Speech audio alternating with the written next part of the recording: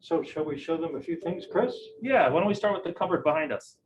All right, this cupboard is this amazing sort of blue-green color, and you can see the surface is very, very old, but miraculously, nobody ever refinished it, which is such a blessing. Yeah. And that's why it looks so good.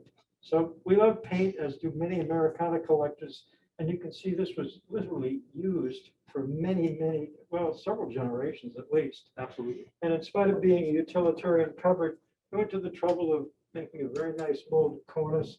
It has a good looking bracket base and great color. Yeah. Another one of the things we love is this, what we call a hornbeam barrel. I'm relatively sure that term comes from the type of tree. There are hornbeam trees. We have a hornbeam tree in our yard. Is that right? Yeah. So this bucket, as you might be able to see, is completely hollowed out. And this would have been used by a country dweller in the 18th century when this was made, as a box, as a place to keep wood for the fire, any number of things you might keep around the kitchen. It's a wonderful example with great early surface, and we love it. We love that object. And they didn't really bother to finish it particularly. I think they removed the bark, so it's carved as much as anything.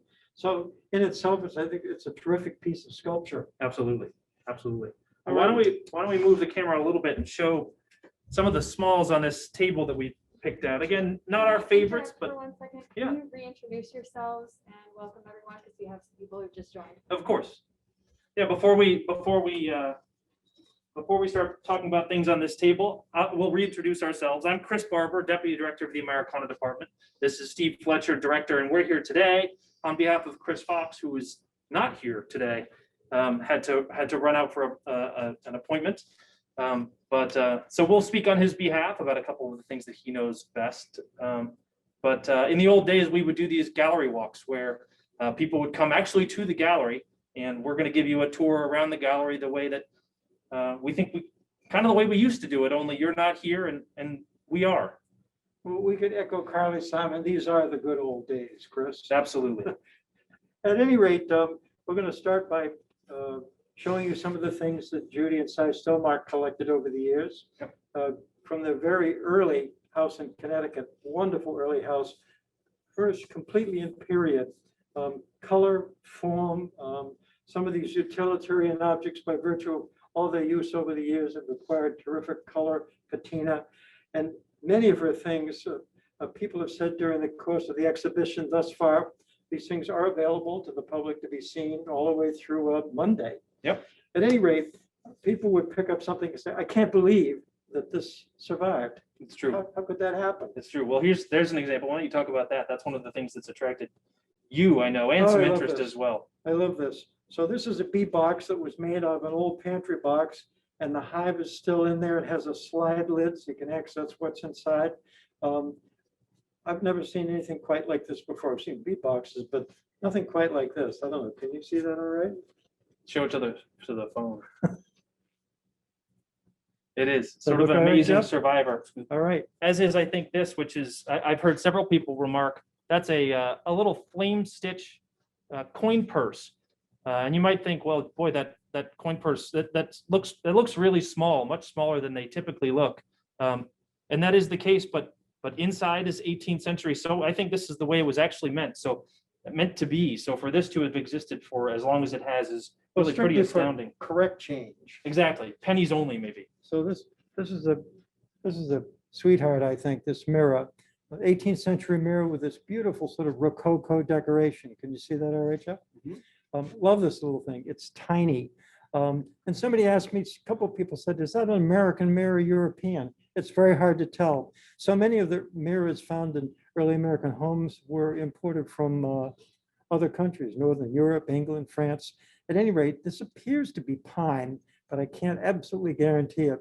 But this is in great condition.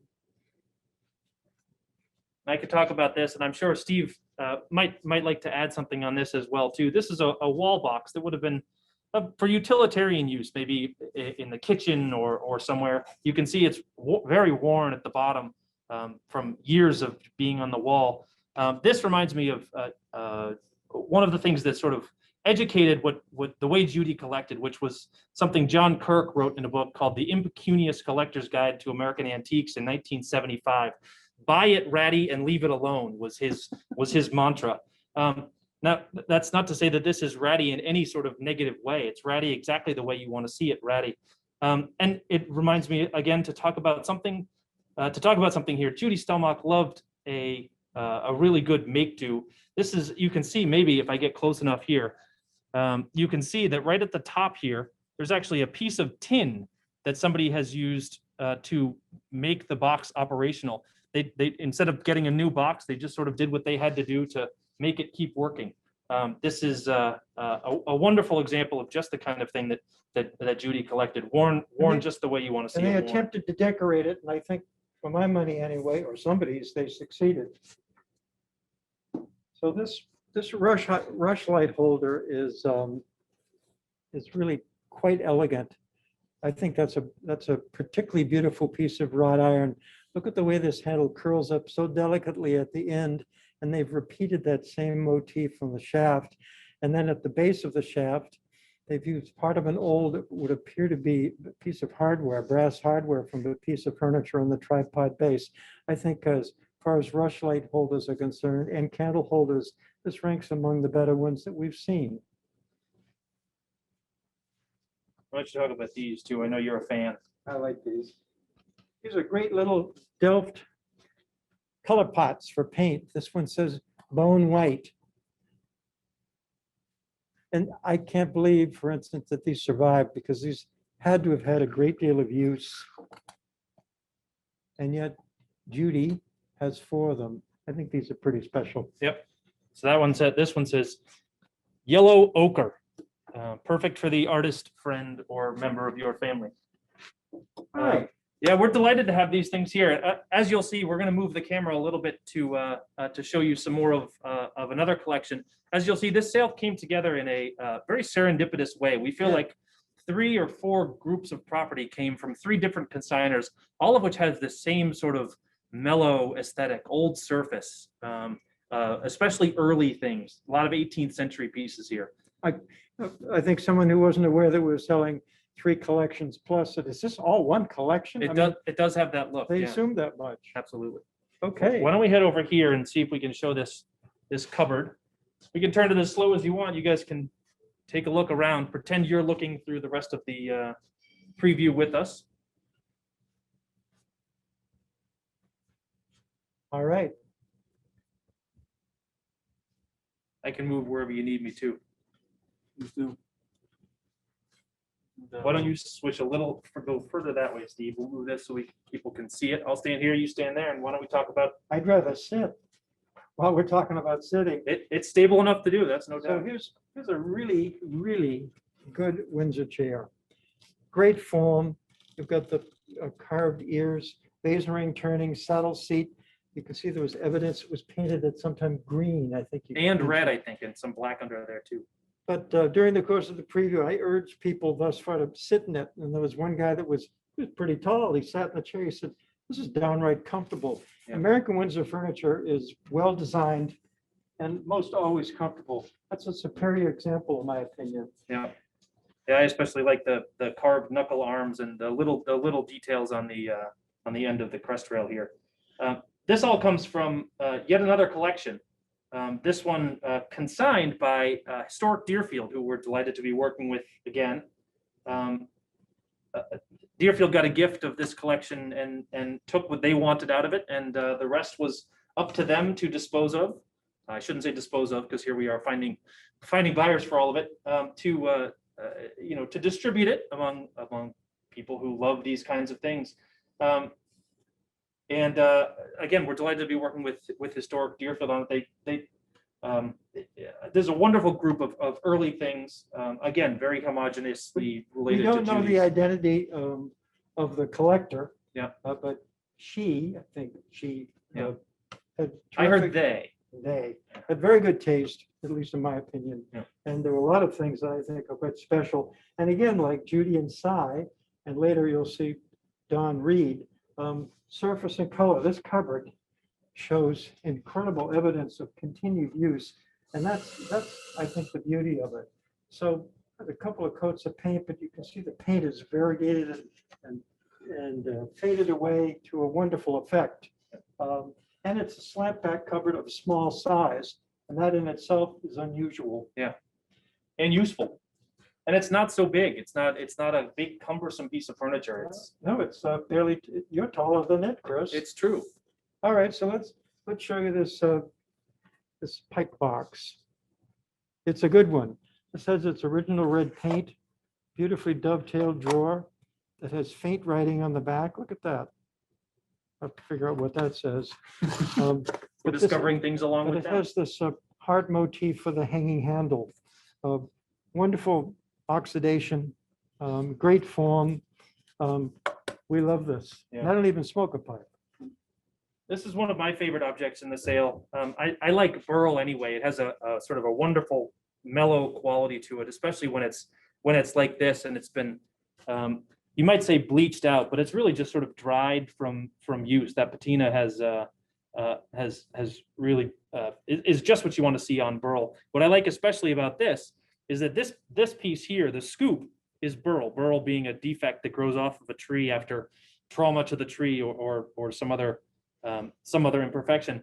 But so the Burro, you can picture the Burro sticking out from the tree, and then the handle here is a continuation of the tree, but that's not Burro. That's not diseased wood or variegated wood. That's just part of the tree Do you trunk. think it's ash? I think so. It's hard to tell. There's some grain to look at there. So picture this being part of the tree itself, and then this Burro having stuck off the side of the tree took a little bit of creativity for somebody to see this scoop in a living tree. And also, this is a household object that whoever made it thought, I'm going to make it a little more special. So now we look at it as an incredible piece of sculpture. What would they think of that? Exactly. Okay. You want to move? Yeah, we can move. All right. Let's aim over at that Portsmouth Bureau and the mocha ware, Jeff.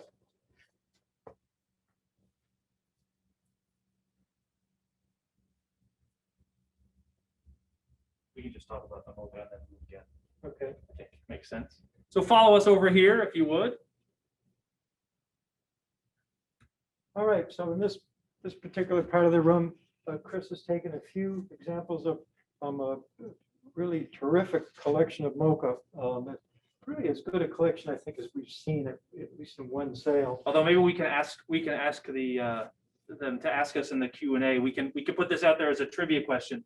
There are 6 pieces of slip decorated wares here. Only one of them should be accurately referred to as mocha, and we'll ask you to answer that question for us. We know the answer. But we try to call it other things, and people say, well, you mean mocha? Right, slip decorated wares. Although if Jonathan Ricard is out there listening, I'm sure he's probably slapping us on the proverbial wrist. So this is going to be the biggest mocha jug I've ever Without a seen. doubt. I mean, this decoration looks kind of freewheeling. And this has actually survived in good condition, but this is a big example. Yeah. That's beautiful. We like this type as well. This is referred to, generally speaking, as dipped fan decoration. I love that yellow, that sort of pale yellow color, and this trail decoration where actually a sharp point was dragged through wet slip to create that effect. Modern art. It is. It's modern art. From the early 19th century. Yeah. Yep. And while we're in the area, I don't know if you can see this particularly well, but this is a beautiful, thoughtful, loving portrait of someone's farmhouse and farm. And tremendous detail is noted there. That was a work of a labor of love. that Absolutely. picture. Yep. I love the little dog standing outside his house chained to it. Yes. The detail goes on and on. So Jeff, we're going to move a little bit in this direction if we may. You're ready? On this too.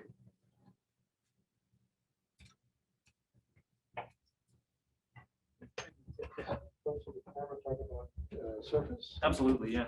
Okay. All right. So these are some more items that were the accession from the historic Deerfield. If you can, Jeff, see if you can get the blue covered in a little bit more too. Okay.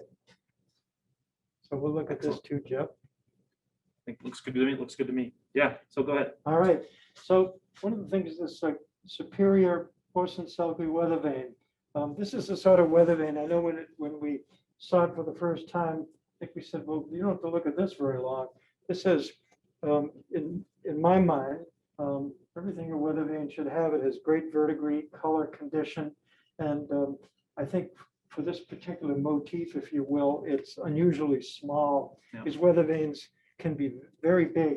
And this is what, 31 inches or something? Something like that. Yeah, very small. It's tiny. Yeah. And you can see the use of, I think, zinc versus the copper. So you get a differentiation in color, which today collectors like a lot. Yeah. We suspect this will do very well. The difference being that zinc in the use of weather vanes could be cast, so they could use it for finer details, and the head had to be heavier so that the weather vane would actually operate in the wind. There's one detail I want to show that someone pointed out to me. I'll see if I can get it close enough to show it. It's actually rather heavy. Look how that rain actually goes through. I don't know if this is going to show up, but it's worth a try. We've never done it before, so you're learning along with us. That I love that little area where the bridle is actually strung through part of the cast zinc main. That's a detail that is it speaks to how detailed this thing is overall. It's really an incredibly detailed example of the form. And we'll follow that up with showing you a superior Burro bowl. Again, sculptural. This bowl is lovely in that it's sort of as was used. So as Chris talked about on the scoop, you get this sort of natural bleached surface and a wonderful texture. It's smooth from generations of use. Terrific bowl. Well, it's spring. Let's talk about this robin's egg blue chest over drawers. Looks like the sky today. Yeah, this is such a great color. This I think was originally a salmon red, and at some point somebody painted it blue, and I'm glad they stopped there. Yeah. So this is remained in very good condition, and I like the faux drawers and the way that this is graduated. Yeah. I mean, very carefully designed piece of country furniture, and on top of it is a good, what we think is Massachusetts pine Bible box. It's a plain example, but there are details. You see this groove detail on the front edge and the notch corners, I should say, or ends. Yep.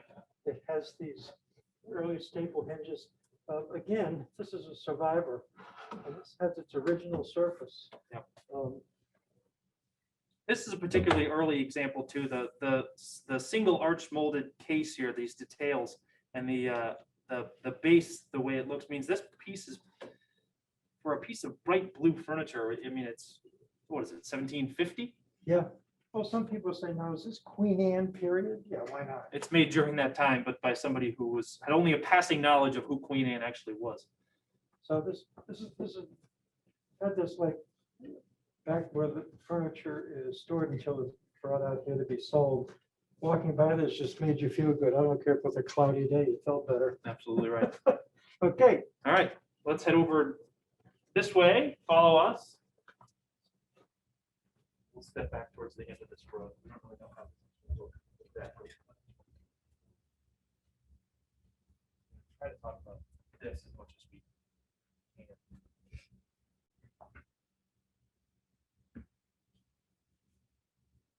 I'm gonna try to zoom in, Jeff, on this if you can, without losing too much quality. That's pretty good. We're not alone, Chris. We've been over here, you can't see them, but George and Martha are these dumb stoves. We were George Washington, not Martha, this Lady Liberty. And But they knew each other. Yeah, very well, yeah. At any rate, we found those in Cape Cod. They were in this woman's garden. She said, I've sold my house. Do you want to take them? Yeah. Yes, we do. Yeah. Let's talk about this. Yeah, let's do. So this is a desk we sold several decades ago. I think in the late 90s. Yeah. Yep.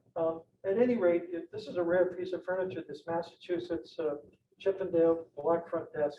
And you can look at it if you can you see it all right, Jeff? Mhm. So it has a beautiful interior with locked drawers. You've got this concave carved prospect door with a fan. You've got fluted pilasters flanking that. Yep. And this opens to, See if we can actually do this. yeah, It's a little sticky, but let's see if there's a roadshow that say.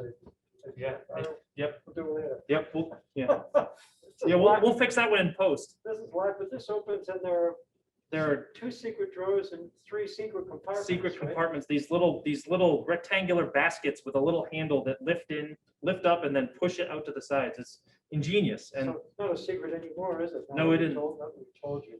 But you can see that the cabinet maker it's tough to chose see it. this piece of lumber very specifically for its like spectacular grain. That's not an accident. So he saved this for a special client to use on a special piece of furniture. No doubt about it. So the desk overall is a very fine quality, but the thing about it that is unusual and in our experience of the only one that we ever sold, this has very paw feet and we've got acanthus carved returns, a very unusual detail. Yep. This is a rare piece of furniture and it's in very good condition. It has survived in very good condition, yes. And the brasses are not original, but they're entirely appropriate for the desk. So, Absolutely, yep. At any rate, it makes its second appearance at Skinner's. I was glad to see it again. Absolutely.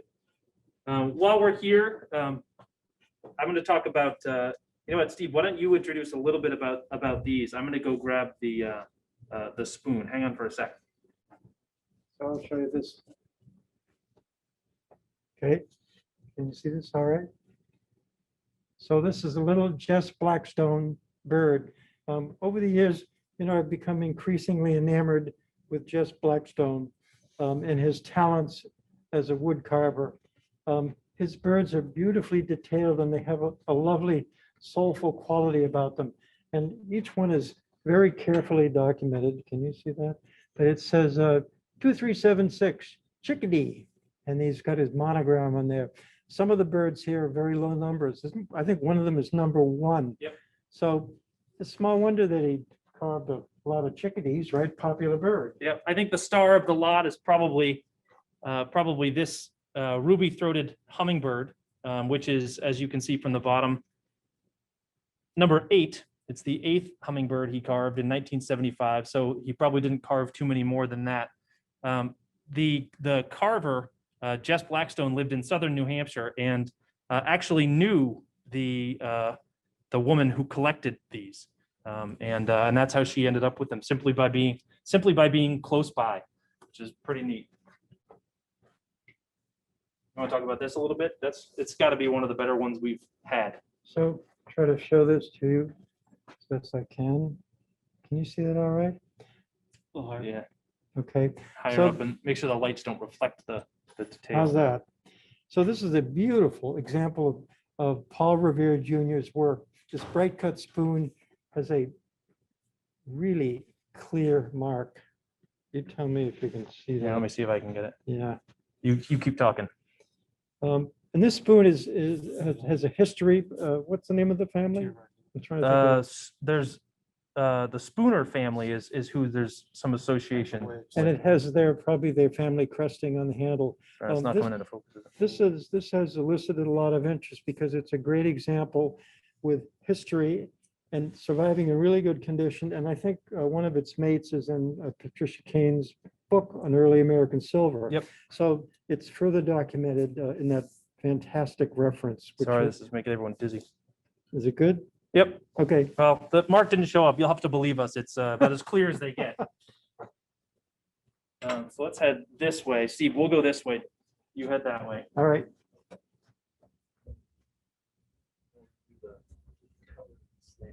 Yep.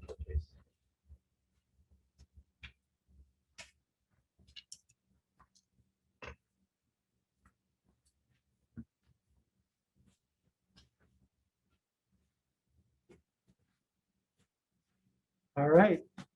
So we're looking at this, Jeff. Perfect. And then we're going to be looking at the bookshelf next to it. So now we're in the section of the exhibition where we're showing many of Donald Reed's collection, which is varied and interesting, and like the others, composed of a lot of early material. He lived in Glastonbury, Connecticut, and basically his house, which was a very early house and remarkably original condition, was known as Butternut Farm. Yep. So well known in the community, and it was a lot of work looking through all those things because the house was so full of things. We had a great time. Yep. And he's a nice man, and I definitely like what he collected. So here's an example. This is this unusually small red painted cupboard with great color. And this would go just about anywhere. It would. Originally would, I mean, that you hear the term chimney covered. How accurate is that to this? Yeah, it could have been used next to a fireplace. Yeah, One of those chimney cupboards too, I think, is being in the wall. built in, too. right? So they're maybe not finished on one side. So some pieces in Don's house, he knew a lot about their history, and I don't know if this had any specific history, but I guess you could say the history is all over the cupboard. It was used, but carefully used, but you see this accumulation around these wooden tabs that keep the doors shut. And you can see that this was repeatedly handled over and over and over.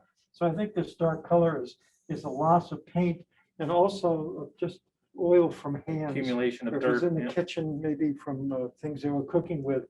And it's all there. Yeah. It's all there. Yeah. If somebody came along and refinished this, we wouldn't even mention it. That's true. That's true.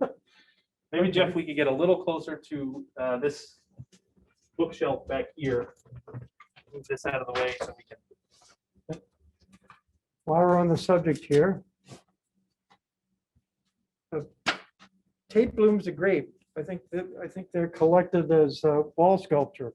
This is a nice one in that, there you go again, it has that heart motif. So there's a little bit of a theme in the sale. There are any number of objects that have hearts. This may well have been made by a husband of a woman who wanted to use it. And I think this heart is an expression of his love for her. Well, this is 18th century, but nifty. I mean, this is as good as a painting on the wall, in my opinion. So I think we just both love the modernness of this cupboard. It's advanced in its simplicity. You might not be able to tell from the angle, but each one of these shelves is slightly deeper than the last. So much like the Deerfield cupboard we showed you before, the blue one. These shelves are graduated and get wider and wider. It makes it a really useful piece of furniture for a variety of different things. You can obviously see here it holds a great deal of stuff if you're into collecting stuff. But fine redware and small boxes and candlesticks, anything would look good on this cupboard. Someone asked me, they said, well, that bookshelf, would that hold many books? I bet it had 125 books. Is that right? It was absolutely stuffed with books. And I said, Don, do you want to sell that? He went, sure. So Eric had to pile all the books up, but and I think they were smart. You can see the back of it, they braced it diagonally so that it doesn't wobble. It doesn't wobble. It's amazing. I'm not going to wobble it because everyone will have a There's heart that attack. blue again. Look at that little box. Yeah. And again, It's everywhere. Let's see if you and I stand back here, and Jeff, you come along front. We'll just talk about some of the things on the table that I think are the good. There's the watch hutch, really good examples of things that of the really. If you want to, yeah, go around, yeah. Of the kind of things that Don collected. That's a particularly nice painted watch hutch. all right, sweet little thing, original paint. And actually the watch in the watch hutch is not nearly as old as the piece itself, but it's a Howard watch made in Boston. So I think some people might be frustrated. I like to buy a watch. At any rate, this is a plain model, but very successful, in my opinion. I agree. This is one of our, that's a beautiful little object as well. It's a great little book box. It's all chip carved, and you can see that they've carved the binding, and I think it's all cherry. And it feels good. Yeah. I like these, you know, again, we're asked to think of our favorite things that aren't necessarily the most valuable things. I love this pair of pewter candlesticks. I'll come around and show them this. Again, I love a piece of an antique object that has modern design. That single ring right in the middle of the just the modern look to these is really quite appealing. So that there's a little bit of a cross section of the sorts of things that Don collected. I noted online, if we want to take a peek at these knife blade andirons are especially elegant. They really went over the top with this flame finial and then this sort of geometric shaped, what you would call it, midsection. Yeah, it's for playing Dungeons and These are Dragons. good andirons. And I've seen these bring a little less money lately because a lot of people today, believe it or not, don't really care if they have a fireplace or not. I can't imagine that. But Or they anyway, flick a switch and it goes on. but these have attracted some interest because they're really elegant. Absolutely. Yeah. What else have we got, Chris? Well, I don't know. I think maybe we could open this up and see if there's anybody that has any questions or wants to talk about anything they've seen or haven't seen. And There was a question about the term dumb stone. dumb stove. All right, Yeah. so the dumb stoves is George Washington and Lady Liberty. So dumb stoves were often, they're like a radiator, basically. Pretty much, yeah. So for example, there could be a stove on the floor below with an opening, like a register, and they would help heat the second floor because the heat accumulates in there. And I think they were quite successful. Yep. Those particular ones, I know at Beauport, an historic New England property, I think they have a dumb stove that has a plinth for it. It's like spectacular. So that's, I know when they called me up initially, an attorney code said, there are a couple of dumb stoves in Cape Cod. And I said, what? I had to think twice what he was talking about. It's true. It's not the best term, but it is the one we use. Well, maybe it's because they don't produce the heat themselves, right? Yeah, I It's guess an that's, external. yeah, whatever. they do it silently without speaking. We got any more questions out there? You guys looking? Talk about that lantern. Sure, yeah, let me grab it for you. So Chris Fox, I would like to look at the Queen Anne table. The Queen Anne table? Yep. Which one? We have about 10. so while we're figuring that one out, Jeff Blackstone one? Oh, okay, sure. oh, okay. So you can see this is a very elegant lamp. And this was actually still attached to electricity in Don's house. He had it in the front hall. And Chris Fox said, would you consider selling that? He said, if you want to take it down. So not only does Chris Fox have expertise in Revolutionary War weaponry and coins and ceramics and iron, but he also is an electrician, apparently. So we took it down and here it is. So I suspect somebody might get rid of the electric aspect and put a candle back in it. But look at this beautiful stepped top. This is a very elegant lamp. We've had a couple of these over the years. They're quite scarce. All right. What are we doing? So maybe we'll turn around because I think somebody asked if we could talk about this. This tea table? This tea table, yeah. Okay, why not? Can you handle that?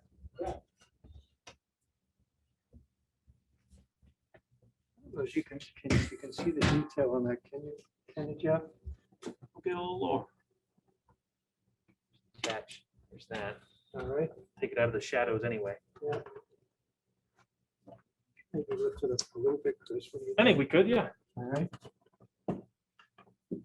So can you guys see the carving here? This is a very nice table of great quality. Yep. You can see it has this urn spiral carved post. And then the knees are extensively carved with these cartouches and acanthus sleeves and hairy paw feet. This table, well, it's a table of superior quality, but one thing it shows, let's turn completely around. Yep. This table was used, and I don't know if you can see it, but it's quite bleached. So this was in a very sunny place. Back in the old days, there's nothing you can do about that. Well, today cabinet makers can do something about it. Yep. So this is made of beautiful, rich mahogany and should look like that. So it's just a warning to folks that like brown furniture, and I use that only in the best possible way.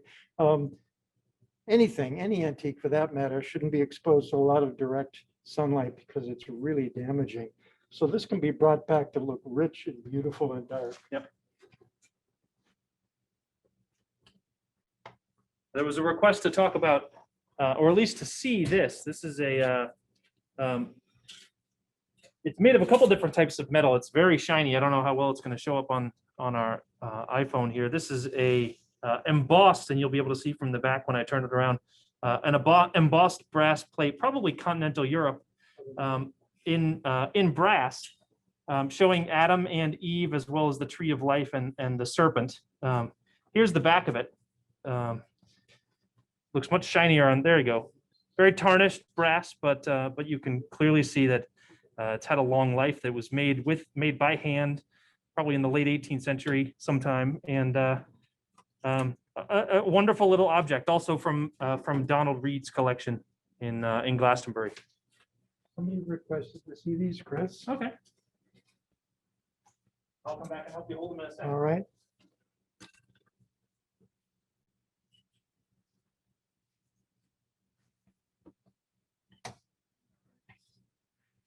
So here's one.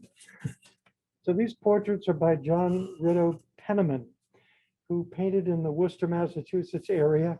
And John Riddle Pennamon is known for a number of things, perhaps not so much, at least in my experience, for portraits, but he's also known as someone who did some of the polychrome decoration and some of the best pieces of neoclassical furniture produced, including the spectacular Demi-Lune Seymour console cabinet. He decorated the top of that. There's the husband. And his lovely wife. This is Dr. Lawson Merrick and his wife. And these were, we found them in an old article in the magazine Antiques. These are rare pictures. Excellent. There they are together. They're facing away from each other.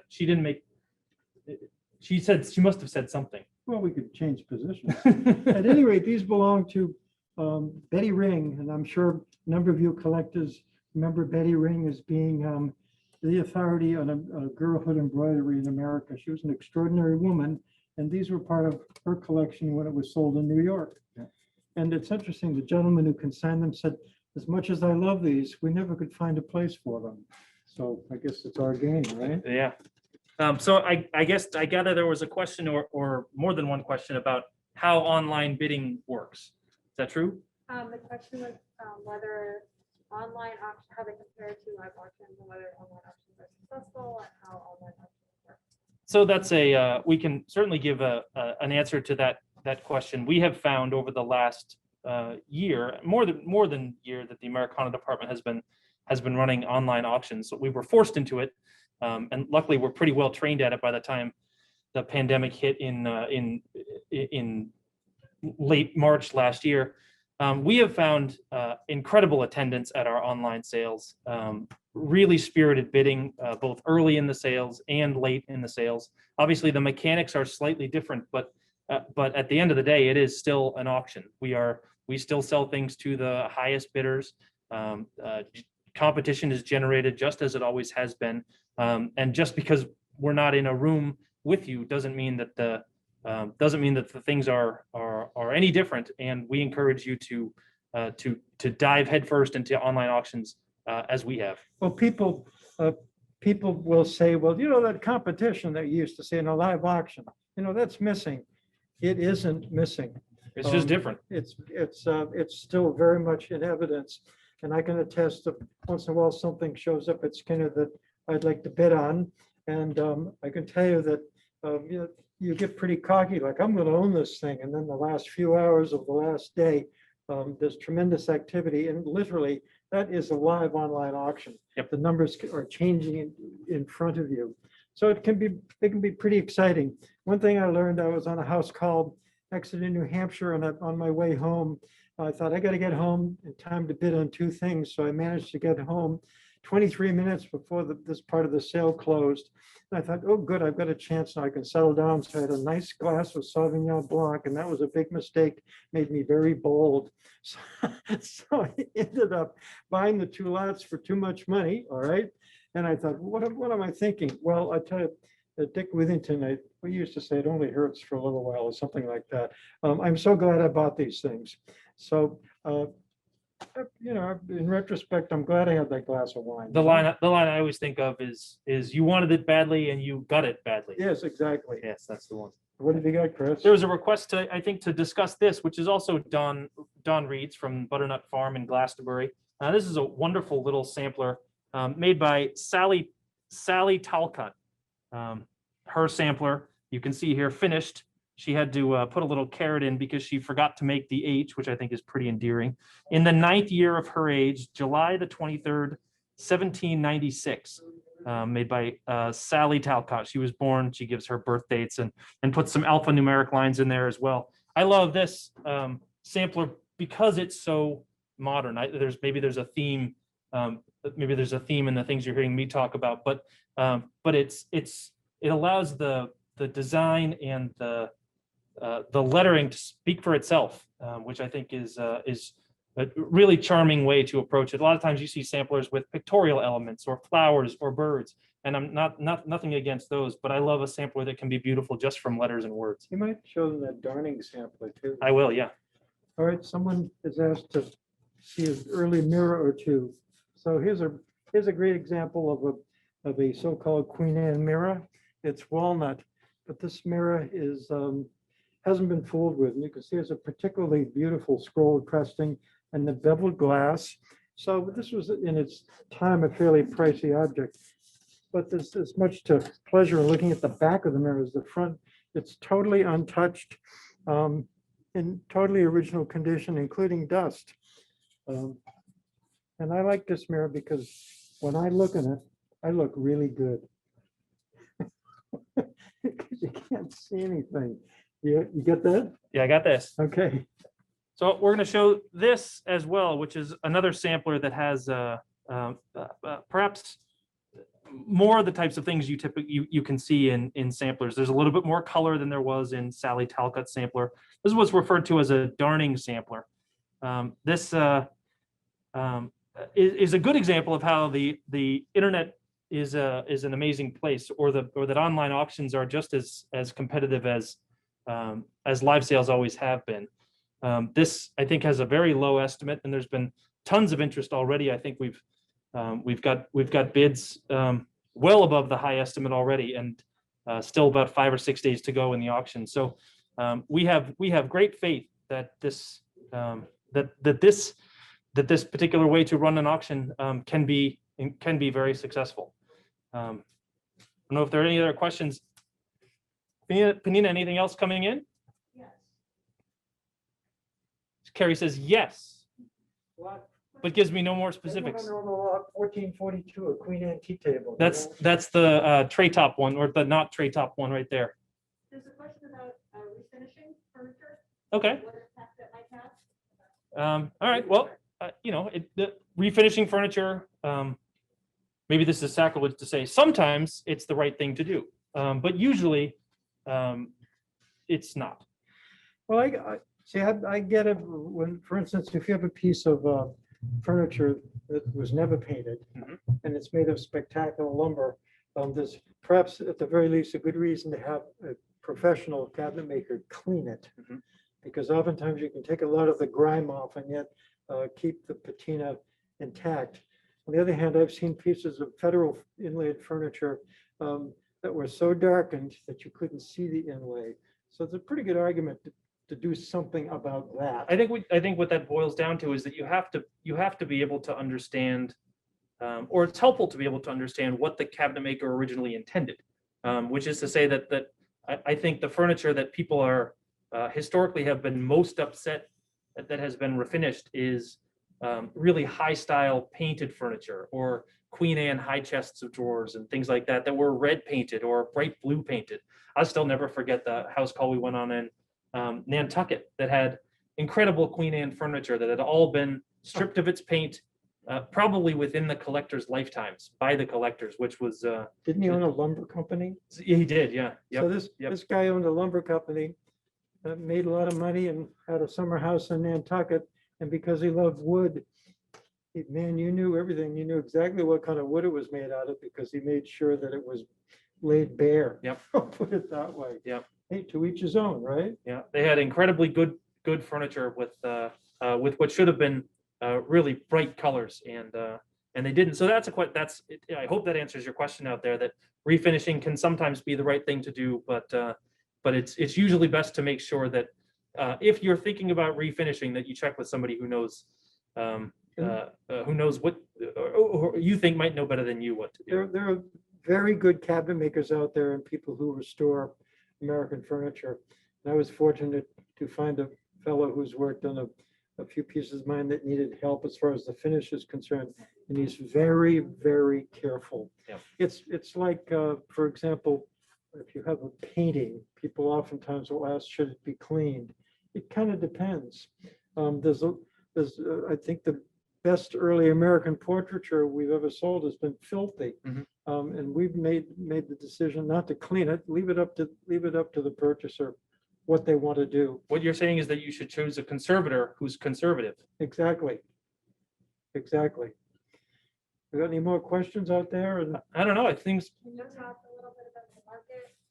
talk about the market. I think Steve could probably talk about the market a little bit. yeah, so one thing that's interesting about having exhibitions live now. So we had some early birds here more than a week ago looking at things. So I asked people in the trade, collectors as well, what's going on out there? So the prevailing, I think, sentiment was that business is getting better.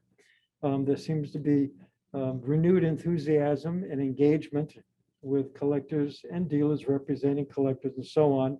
And much of that, I think, was precipitated by use of the internet by auction houses all over America. It really has worked. And there are those that think the online auctions are going to continue to be a very important part of the auction world and how people access the material. And I've also heard that there have been a few antique shows now in very recent history that have been well attended and buying is good. So any number of people in the trade for whom I have a great deal of respect have said, business is good, it's getting better. And that's encouraging. I also think that the whole pandemic thing has kept people at home, so they need something to do. So they look at an auction online, right? And also, I think we'll quote Dorothy when she said, there's no place like home. Well, if you're forced to stay at home, I think you're going to do your best to make it even more beautiful and make it more your own individual statement. I think those factors have contributed to the improving marketplace, not only for Americana, but lots of things. Lots of things. There's a repeated request for us to talk about this table a little bit, maybe show the underside and Sure. talk about it a bit. So this is a nice, really pretty elegant table. So we think what's happened with this table, at some point, you can see the oxidation here on the sides. I guess you Yeah, can they see it, can see, okay. Is here, but I think at some point the top came off. And I don't know whether they tried to mitigate the shrinkage crack, but it didn't succeed particularly well. But originally, you can see the pins are still on the top. Top was secured to the bottom, not by wood screws. This is the later addition, but that's how they chose to return the top to the bottom. And I think when they put it back on, I think they probably scraped this off a little bit, because you see great color here that is consistent with the inside of the skirt. And evidence of an old saw too. The tops, wasn't there was maybe some indication that the little rolled parts of the apron are, I mean, it would have had something like that initially anyway. And these may be older than we think, but they're held on with these rose head nails. That I think it's a wonderful touch, but We don't, and so we look, there's some oxidation going on here, so that calls into question a little bit of that aspect of the table. still a wonderful looking table that really, It's a pretty thing. yeah. And there was a request to talk about this stump work picture too, Steve. This shows well, we'll just show it to you. This is a stump work picture, and I actually don't know where the term stump work comes from off the top of my head. Do you? Somebody out there is going to let us know. right? Absolutely, they will. So at some point, this is this has been mounted, I think, on cloth and then on a piece of wood. And there's no, you can't see this, but actually you probably can because there's no reflection. There's no glass on this, nothing protecting it. This was from Judy and Cy Stelmach's collection as well. And a wonderful example of early 17th century English needlework and stump work. And actually, it's in pretty good condition. The only thing lacking is that when this was originally made, it probably was very, very colorful. Yep. And that's because of these fugitive dyes, all vegetable colors. They go easily. So here again is an example of this was probably exposed to lots of sunlight at some point. Yep. But still, I mean, considering that this is like late 17th century, is it not? It is, yeah. So think about it. Yeah, no, but incredibly talented needlework, probably done by a young girl at school, maybe 14, 15, or 16 years old. This would have been the crowning achievement of her schoolwork. I think so. We have a question for first-time collectors. Do you have any recommendations or tips? Ask for advice. If I had one tip to give a first-time collector, it would be go to an auction preview. Realizing that now is not the easiest time to go to an auction preview. We have been hosting people for preview all week, this week, last week as well, and we still have some times available for tomorrow, Friday, and Monday. So we'd love to have you come by. Do send us an email at americana@skinnerinc.com. That's all a long way to say that we are here to help, and we are happy to answer any question you might have, to give you advice as to what you might like to start off with, why you want to collect antiques in the first place. All those things I think factor into how we can give you advice, but that's my advice is to seek advice yourself. I also would encourage people to go to Old Sturbridge Village, go to Historic Deerfield. The historic Deerfield, which is an extraordinary and beautiful place, as is Sturbridge, and also visit, for instance, I think there are 34 historic houses that Historic New England maintains. And the benefit to going to these places that you see this material in situ. You see how it was used in period. And not to say that if you want to collect antiques, your house have to look like a Roman colonial Williamsburg. People are becoming increasingly eclectic about how they put together their decorative environment. So mixing contemporary paintings with early furniture, hey, you can do anything you want to do. That's the fun of it. So I think as time goes by, we'll see a more eclectic approach to putting together a collection. Don't you think so? Yeah, ask about the things that you like. If you're looking through an auction preview, or you're on a website perusing what some auction house has for sale, or what some dealer has for sale, that auction house and that dealer, I guarantee you, will be happy to share what they know about it. And if you like it, it's worth pursuing, in my opinion. No, ask a lot of questions. Don't rush in. Don't buy impulsively. I don't think that's a good idea. Gee, that's going cheap. Well, probably is a reason, Yeah. So I encourage people to, and the people in the trade, by and large, they're there to answer your questions and to educate you, as in anyone who's in the antique business, because the way we look at it, the more you know, the more familiar you become with these objects, the more likely you are to get involved in collecting and buy things. And we love people who buy things. That's why we're here. We love people who bid on things too. So Carrie, is it time? Not yet. Oh, all right. Question about the hook rug behind you. They just want to know about the hook drug because they're staring at I it. think we could be here all night. Great questions. There's Rich. 850 something things in the auction. We could probably eventually get to them all, right? So what do they want to see now? The hook drug. Oh, I like this rug. This oddly also comes from a collector of make-dos. Judy Stelmach had a penchant for them, and so did the consignor of this rug, whose make-dos we've sold over the last year and a half or so. So this is one of those rugs that there's a sort of freewheeling quality about it. I mean, I love the feel. Yeah. I think they probably had a really good time making this, and it has a pretty controlled border there, right? But the middle is kind of like whatever. So in some ways, it's very modern. Yeah. I mean, this rug would look great with mid-century modern. Yeah, it really would. Yeah. And it's reasonably durable. I tried hook rugs, but we've always had a couple of cats and I learned, no. No, it looks pretty tempting. Yeah, it's very tempting. Yeah. Oriental rugs are a little better in that regard, as far as cats are concerned. Yeah. Yes? Thank you both. Before we finish, it'd be a good idea to just remind everyone of the dates and how they can participate. Sure. We had a lot of questions and a lot that we couldn't quite get to, so we'll follow up with people after the fact. Yep.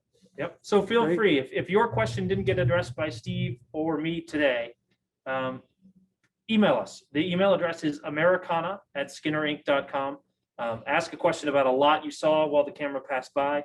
Ask a question about a lot that you have inspected on the website. You can do that simply by clicking a button while you're watching, while you're on that lot's page on the website. That'll send us an email directly. We're happy to answer those questions. Well, I know too that people have requested at this point many hundreds of condition reports and people get a little impatient, but so basically they're addressed in the order in which they were received. Yep. And we really try very hard to get to everybody.